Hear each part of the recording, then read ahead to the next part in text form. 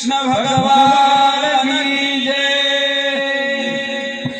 सुदामजी, भगवंताने फार मोठं भव्य दिव्य स्वागत केलेलं आहे. आपल्या आसनावर सुदामजींना बसवलेलं आहे. स्वतः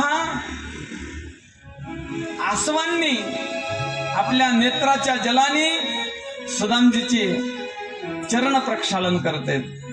पायात मोडलेले काटे काढत आहेत. नाही त्या पद्धतीनं सुदामजीची शुश्रूषा करतायत.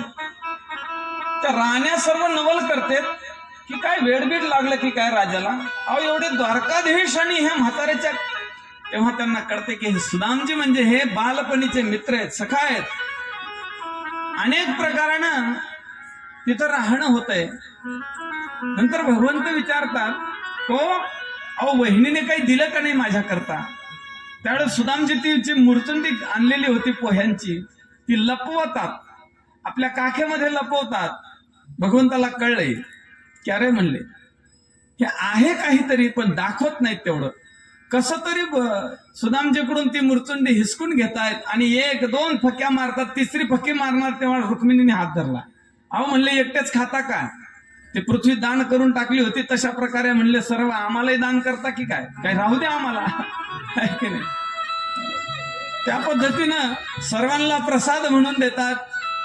सुदामजीला शेवटी तसंच पाठवतात, जसे आले होते तसंच. सुदामजीला वाटलं एवढं सर्व राण्यान बिन्यान बघितलं सुदामजीने.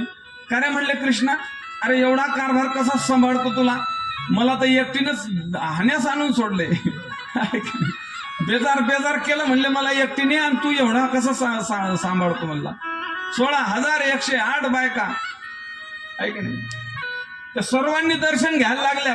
सुदामजी म्हणले सर्वजण जागेवर बसूनच दंडवत घाला म्हणले, आता येऊ नका इकडं. 8-10 दिवस तर नुसते तुमच्या दर्शनाला लागतील. सर्वांना आशीर्वाद दिलाय, अष्टपुत्र सौभाग्यवती भव.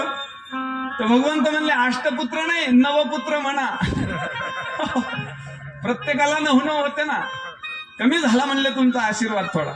अशा प्रकारे सुदामजीला तसं घरी पाठवलेलं आहे परत. आणि घरी येईपर्यंत सुदामजीची नगरी विश्वकर्माला आदेश देऊन सुवर्णाची केलेली आहे.